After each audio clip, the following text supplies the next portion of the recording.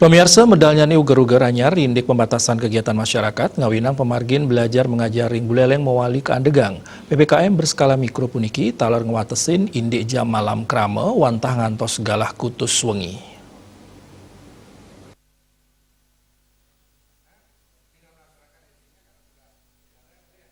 Perindikan inucap kebawasan langsung oleh Sekda Buleleng sesampun ngemariang rapat sarang Satgas COVID-19 Buleleng.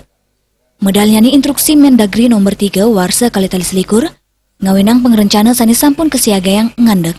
Silitunggilnya ni pemargin belajar mengajar.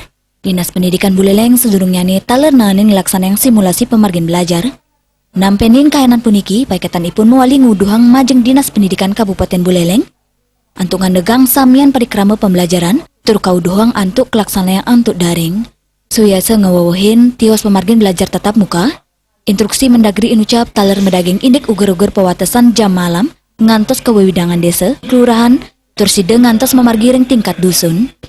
Rapat inucap taler mausang indik mekata pemargin sejeroning PPKM, yaning kelaksana yang ring wewongkan Buleleng.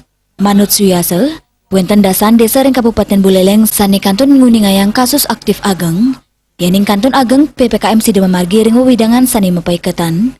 Kemudian di dalam paparan Pak Gubernur kemarin bahwa pembelajaran masih harus dengan daring, belum bisa dilakukan secara tatap muka. Ya, arahan Pak Gubernur kemarin masih tetap dengan daring, tidak dengan tatap muka.